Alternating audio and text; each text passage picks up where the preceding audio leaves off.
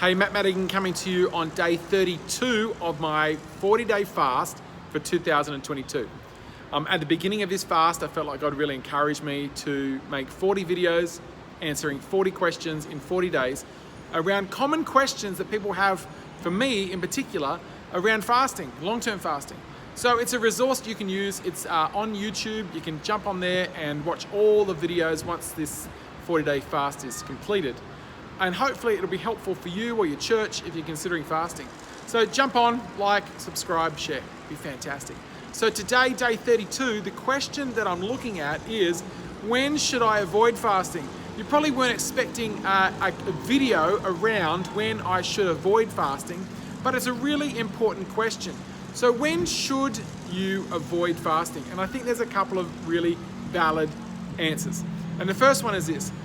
When the Holy Spirit is not leading into fasting, I would avoid it. It's something that I think really needs to be Spirit-led. You don't want to fast just because other people are doing it. It's not a fad that we want to get into. It's a holy moment that God leads us into. So I would say, just because an organization calls a fast, or your church calls a fast, or you think it's a good idea, I would say that's probably not a good reason to do that. I would say you want to really get the Holy Spirit speaking to you around that, particularly when it is difficult when you're fasting, because you really want to know that it wasn't just somebody else's good idea, that you actually heard the Holy Spirit. So the first one, let the Holy Spirit guide you into fasting. The second one I would say would be around medical reasons. Many people have got medical reasons why they should not fast. And I would encourage you to check that out with your local doctor, but know what your body has limitations.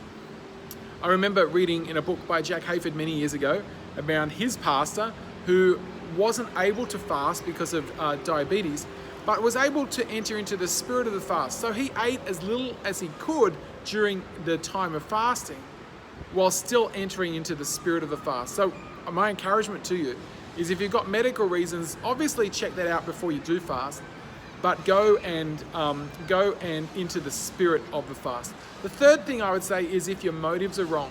If you're just thinking, I'm going to lose some weight quickly, or whatever it might be, or I'm going to hunger strike until God does what I want. I'm going to talk a bit more about that in a few days' time.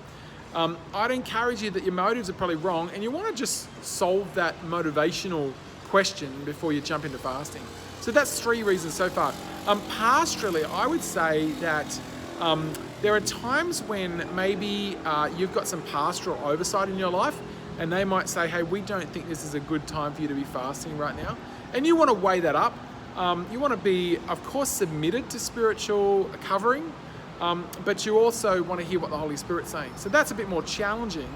But I would say, if somebody has directly, and they've got some spiritual covering over your life, if they've directly said don't do it, then you want to just really, I guess, step slowly into that process.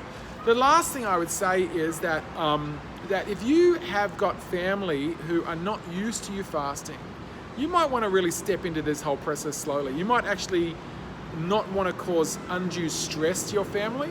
So that it might be that now's not the time, but maybe in a couple of months might be the right time.